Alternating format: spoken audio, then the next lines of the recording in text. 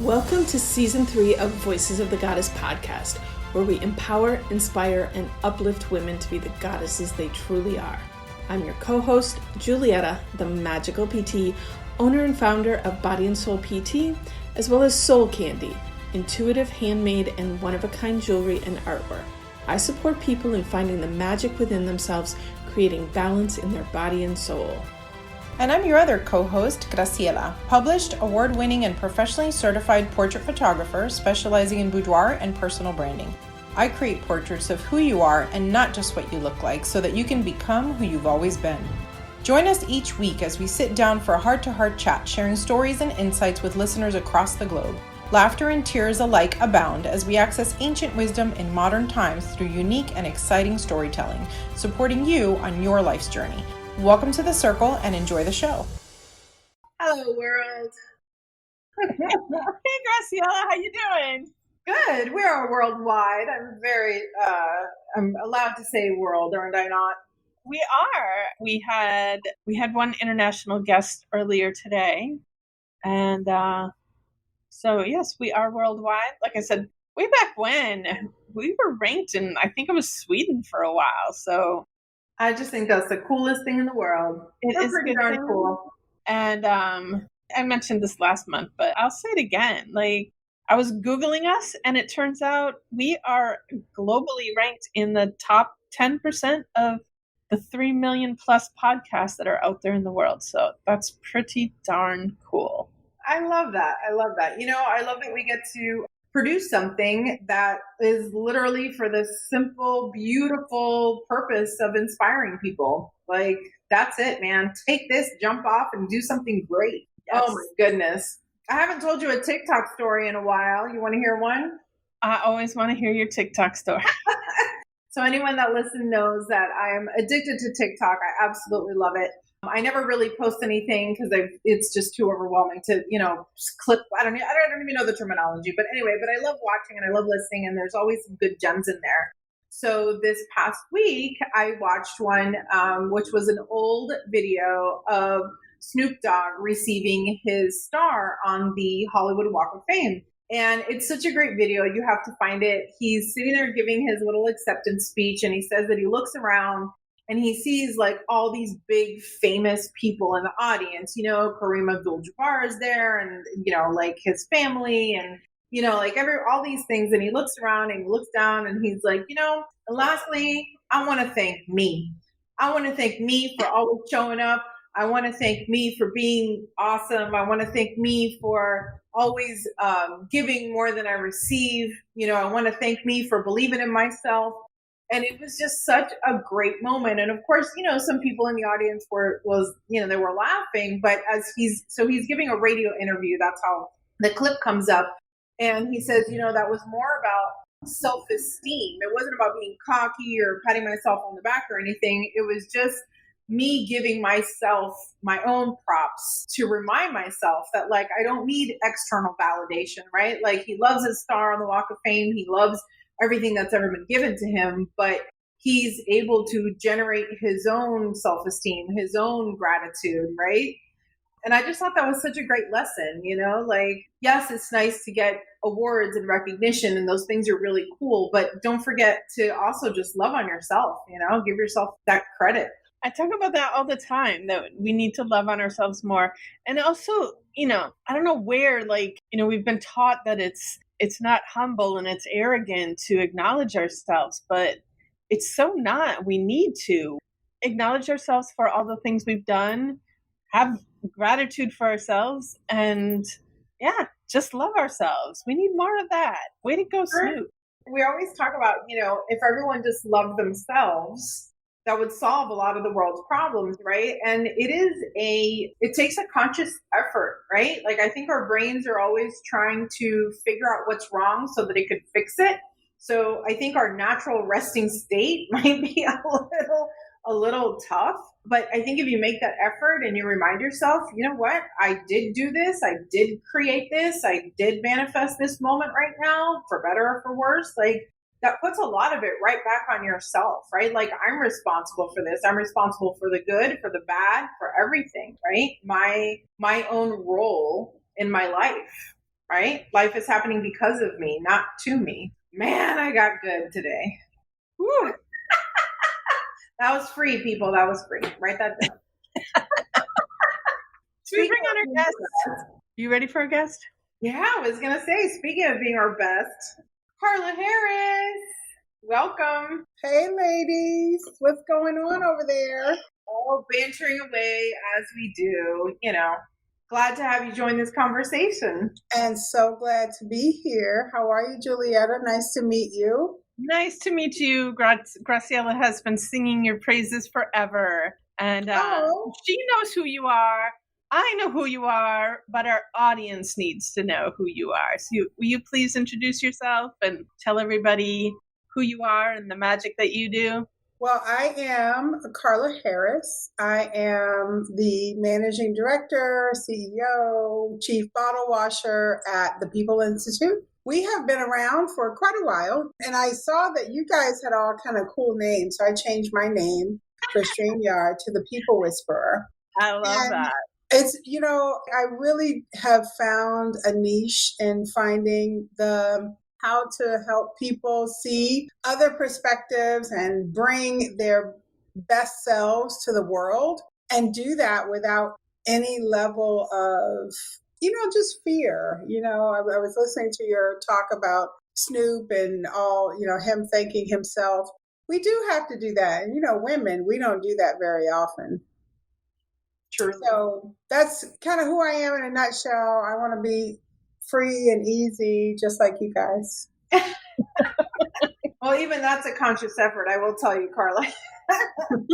And tell us, because I know you have had this company for quite some time and you've been in your space for a while. So I'm going to ask you the question that everyone freaks out about when I say, tell me the one story, but just give me one of the many, many success stories that you have in your business that keeps you going. Let's see. So part of my business is, here's a good one. So part of my business is workforce development training. And when I first started doing workforce development training, I had a woman in my class. It was a class of probably about, 25 people. And it was actually right down the road in what used to be Carroll City, Florida, right? And there was a woman in my class, and she was taking care of her grandchildren, which is how she got to be in my class, because workforce development, you're helping people, gain employment, things like that. So she sat in my class in a house dress, and she was just going along through the class. She was working through the workbook. I was facilitating. So she comes up to me after the class to take her post-test. And she looks at me and she says, I don't know how to read. So she's sitting in the class. This is a day-long class, 6 hours. She's sitting in the class. And this is the last day. So she had been participating. You would have never guessed that there was this barrier for her. And so we sat for another hour or so, and where I read every single question to her on the post-test so that she could answer the questions herself in her own, and I just kind of wrote what she said. And what that showed me is that it doesn't matter. This woman showed up for something that she wasn't really able to participate in to her abilities, but she still came every single day. She was on time. She had conversations so she could listen and comprehend, but she couldn't read. So when I think about what makes me go is because of people like her. I've worked with everyone from returning citizens or people who are just, released from incarceration, all the way up to and including people sitting in the C-suite.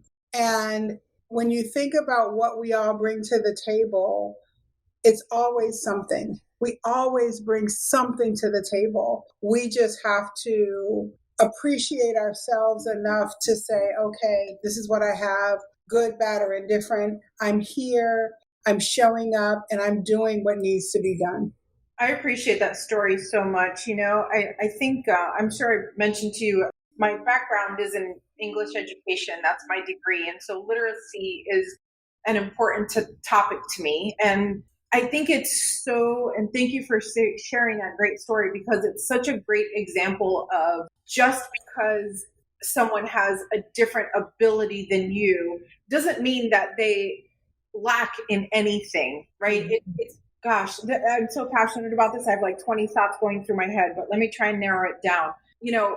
I see this a lot with people that English is their second language, and when English is your second language, it's not uncommon to have someone either speak down to you or assume that you don't understand or that you're not smart, or and it's really tough, because like I have, as a matter of fact, the other day I've had different clients that in their own country, for example, they were doctors or lawyers, or one was a dentist, in her country, but then when they came to this country, they had to learn the language, retake all the exams, and redo everything, right? And so they ended up in a position that was not quite the same as the one that they left. And for me, I see that like there's got to be some grief in that, right? But like, how do we help someone like that? And it's by understanding, I think it was Sofia Vergara that said, "I'm so smart in my own language. If you could only understand Spanish, I'm a genius."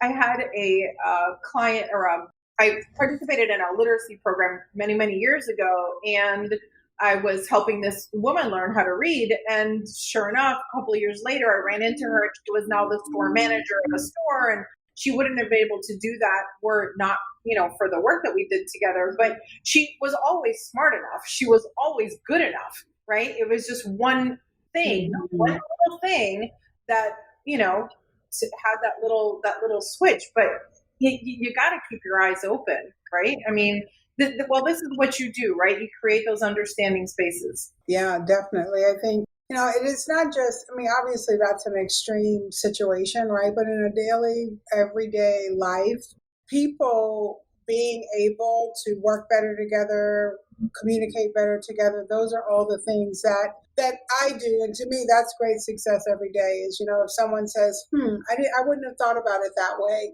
To me, then I'm done. I've done my job, right? If they can say, that's an interesting way or a different thought process, and then they're appreciating that there is a perspective outside of themselves. When you talk about, just because someone can read doesn't mean that they're smart. Someone can't read doesn't mean they're not. And just, the respect that this woman demonstrated she was showing up to the requirements, but she was also showing up for herself. Mm-hmm. And, I'm very happy to no longer have employees, but listening to so many of my friends who have, and just finding employees that will show up to work these days is so difficult. So, when someone just shows up to the table, like that's big already. So that's half the battle right there. Who she is and what her character is, that's super important. Mm-hmm. So I'm sure you give a lot of advice to other women, but I'm curious, what piece of advice from another woman have you received that had a big impact on your life? Simple words: done, not perfect. So I have a colleague of mine who strongly personal friends were much more professional friends. And I met her about 4 years ago at an event where we were both speakers. And I literally reached out to her probably a month or so later and just said, look, I'd love to meet you, get to know you a little bit more. She was former C-suite of a number of companies in the IT space. African American, looking fabulous in her, early 60s at the time. I would have never guessed that she was over about 45, quite frankly. So as we just sort of started developing our relationship, we were talking about some of the challenges we each had in our businesses and just growing into who we are as women. And I shared some things with her about what I wanted to do. And as we were talking, she says, Carla, if you don't remember anything else, I want you to remember it just has to be done. It doesn't have to be perfect, because you can always tweak it. You can always fix it. You can enhance it, but just get it done. And I cannot tell you how many times I have said that to myself. Just do it, Carla. Just get it done. Because I know me, I'm sure you ladies don't have that issue, but I know I have to be like, oh my gosh, the color's off, the piece is off, this has to be done. There needs to be a dot. No, an extra space. All of that. And video is my worst. I hate doing video with such a passion. But I have to keep telling myself, I just need to get it done. Get it done, and I can always tweak it. And, that's living in that state of perfectionism is really such a weakness. And people think, oh my gosh, it's a strength. It's the worst because it can be stifling. It can be paralyzing when we decide that there's this really great idea, but it's not all together. It's kind of like the right time to have a kid. Well, there really isn't one, right? Because you don't know what you don't know. Yep. You hit one of our hot buttons. I think perfectionism comes up at least once a month in the podcast, and we all have it, and to varying degrees. And I think you're absolutely right. I've never heard anyone say perfectionism is a weakness. I think I wrote that one down. The way that you worded that was really, I don't know, it just puts it right up in your face because you're right. And listen, you're talking to a recovering perfectionism addict here. I'm one of those that I will stare at the task, and if I can't foresee all the steps that go with it, I feel paralyzed by it. Mm-hmm. So I get it, because when I execute it, I want it to be perfect, Someone once said to me that perfectionism is just a sophisticated procrastination. Oh yeah, yeah. But yeah, and it's funny because I do career coaching, and it was just, when you think about people, even at the entry level doing career coaching through my workforce programs, the question always is, what are your strengths and how do you want to talk about yourself? And people always say that, and it's really not. When we put ourselves in that box of it having to be perfect all the time, it is it's a hindrance because of what you're talking about. We put it off because we want it to be perfect, and then we don't move forward. When we've done it, we won't release it because it needs to go through a few more iterations. But, here we are, all imperfect. And, if I could encourage you a little bit on your videos, because I've seen you, and I know that if you were to do a video, that it would be perfect in that imperfect way. And honestly, that's way more interesting than a completely canned, perfectly perfect video, right? As I listen to, people give speeches and whatnot, the ones that the cadence is the same, and then the message is the same, and they're wearing the perfect thing and saying it's boring. I don't want to hear it. I would love to hear, just somebody speak normally, God knows I can't help myself. When I get on the stage, I'll even drop an F-bomb. It just is, I used to apologize. I don't apologize anymore. It just is whatever comes naturally to me. I cry when I cry, and it is what it is. Take it or leave it, So I'd love to see a video of Carla Harris. Oh boy.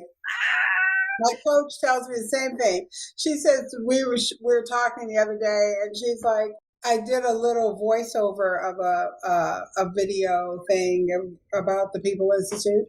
I said, what about this? She says, no, I don't care about your voice. I want to see your face. She says, you can't negotiate with me on that. You have to get it done for 23. So there we are.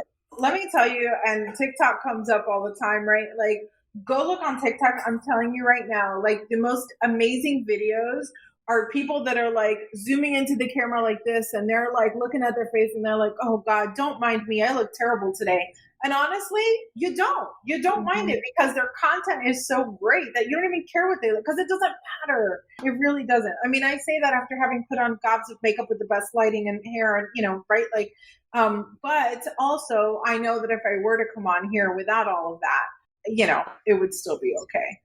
So let me switch gears and ask you about books, because I love reading. Obviously, literacy is a big deal. It might be hard to narrow down to just one, but if you think there's a book that our listeners should have in their awareness, what would you recommend? So do audiobooks count? Sure. Of course. So you have a book. So I guess the a book, one book I would choose is the book of The Year of Yes by Shonda Rhimes.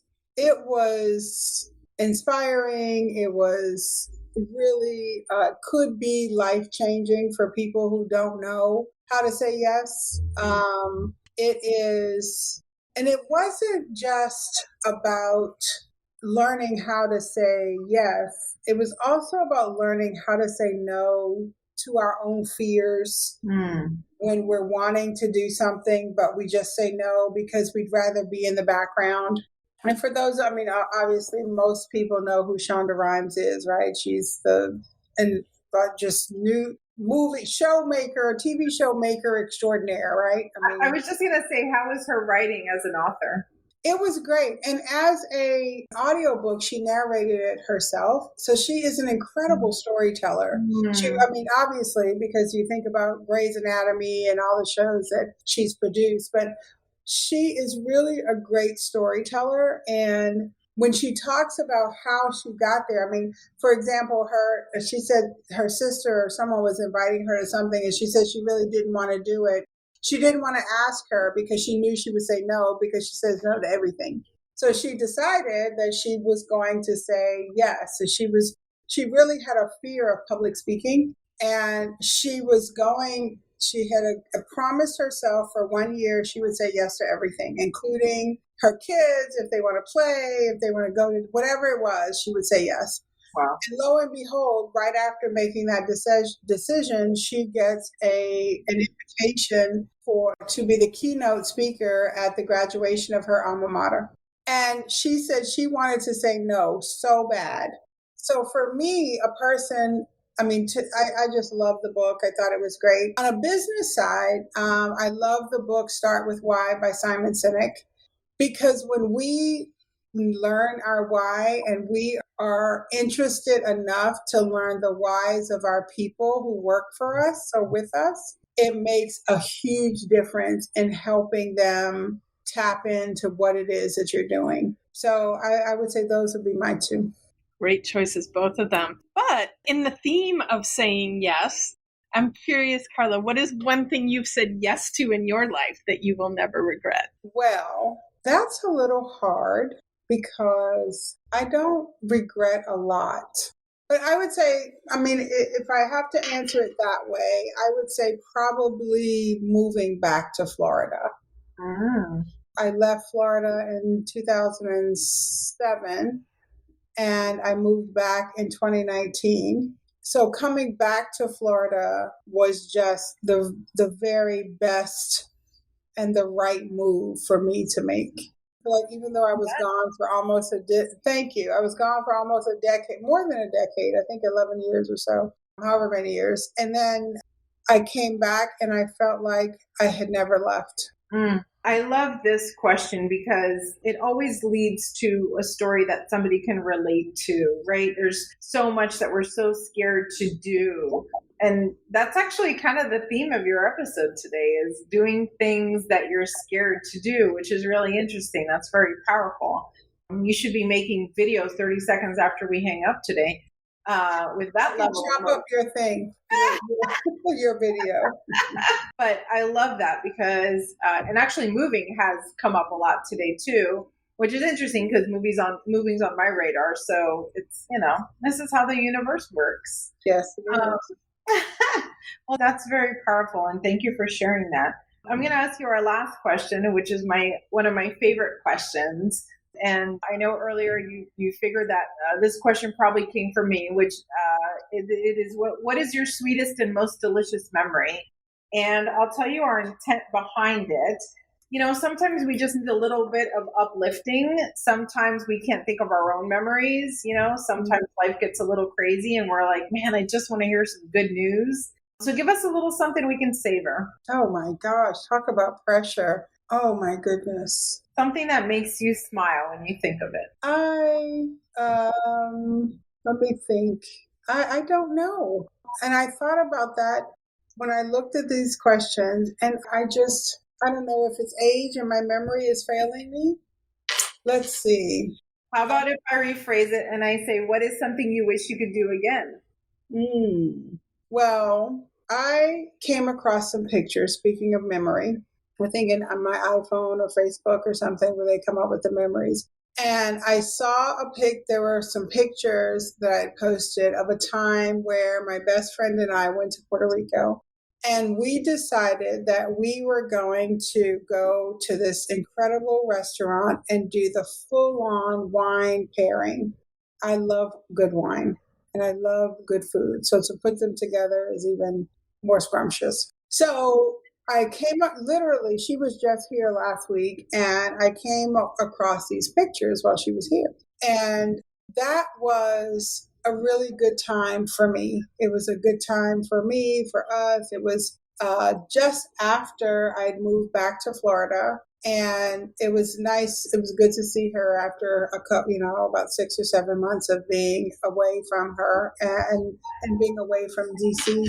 So that I would say would be a great memory because she and I have been friends for over 30 years and we're self-appointed foodies and sommeliers. So there you have it. And how's that the memory involved food? And really good wine, let me tell you. Very good wine. To the choir here, you're in really good company. Yes. So it was good. It was nice. That is, I love that. And I love to travel. But I would say that would probably be in my future, my near future, always to do good wine, good food, good friends. Yes. Create the reality, right? Create the life you have. Absolutely. Yep.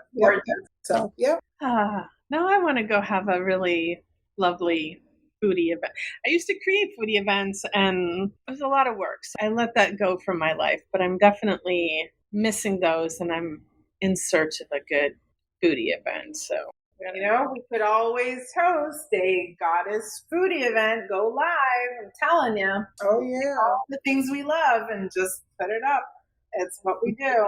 All right. I mean, I've been secretly planning a goddess retreat earlier today. What did I add? Some journaling or something. I don't know. But now I'm going to add good food and wine to our event. perfect. Sounds like a plan. It's got to be good. It's got to be good. Mm-hmm. Carla, thank you so much for being here. Absolutely. I'm so inspired by you always. And I love seeing your face, and I appreciate everything that you said here today. Thank you, thank you, thank you. Thank you. Thank you both for having me. It was good to see you the other day, Graciela. Julietta, maybe one day we'll get to meet in person. It would be lovely to meet in person. Thank you so much for coming on and sharing all your goddess wisdom within you. We appreciate it so much. Oh, thank you both. Thank you. Have a wonderful holiday if we don't talk before then. All right, guys, thank you so much for listening, and we'll catch you on the next episode.